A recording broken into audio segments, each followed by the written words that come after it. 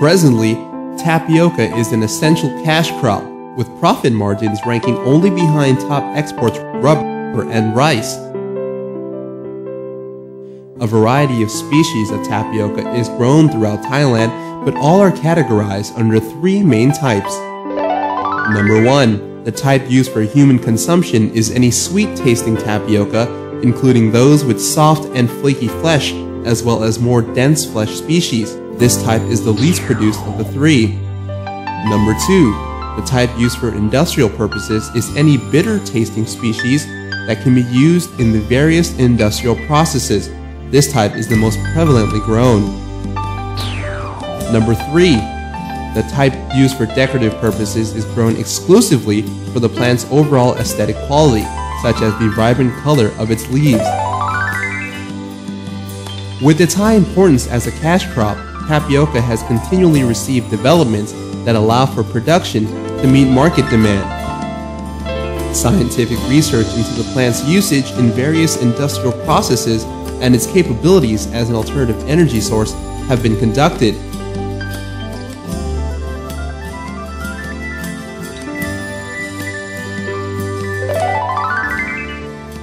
The most common species of tapioca grown in Thailand today include Rayong 5, Rayong 7, Rayong 9, Rayong 60, Rayong 72, Rayong 90, Kasetsad 50, Hoi Bong 60, and Hoi Bong 80, which is currently pending registration and distribution to agriculturalists. The key step in planting tapioca is preparing soil properly. The first tilling of the land should be as deep as possible with a 3 or 4 prong plow, and the soil should be moderately moist when tilling. The 7-prong plow will not give the depth needed to preserve moisture that allows for easy planting of the tapioca heads. Before planting, the land should also be rid of weeds.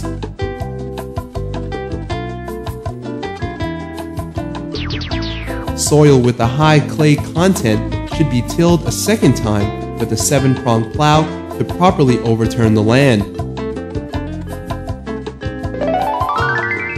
Sandy or loose land does not require plowing, but a strong species, indicated by a high density of tapioca eyes, aged 10 to 12 months, should be used, as they will give the best results in these conditions. The head should be cut with a sharp knife to avoid bruising, while planting with each head cut to a length of less than 20 centimeters. When planting, each head should be vertically inserted into the soil 2 to 3 times its own length. In loose clay soil, plants should be 50 centimeters to 1 meter from each other, with a 1.2 meter distance between rows. In sandy soil, plants should be 50 to 80 centimeters from each other, with an 80 centimeter distance between rows. If organic fertilizer is used, the fertilizer should be sown into the land before plowing. The most effective organic fertilizer for tapioca is bioorganic, while leftover tapioca skins at a ratio of 2 tons per rai can also be used. For chemical fertilizers, formula 15-17-18 or 15-15-15 at a ratio of 50 kilograms per rai are recommended.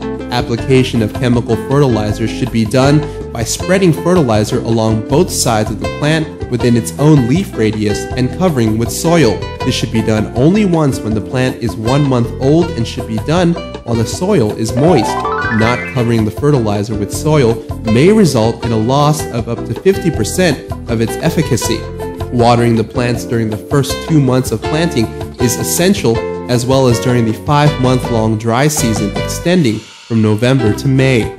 The plants can be harvested at 12 months and usually yield a 1-fold output.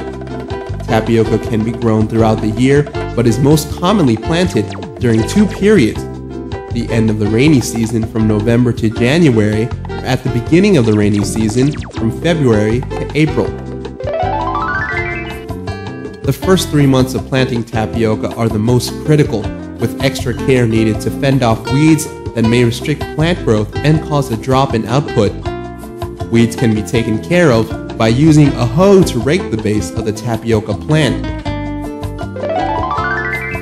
Harvesting should be done between 10 to 12 months of planting, but should be avoided during rainy periods as the plants will be sprouting leaves, depleting the amount of starch in the plants as well as the high moisture content the plants will experience.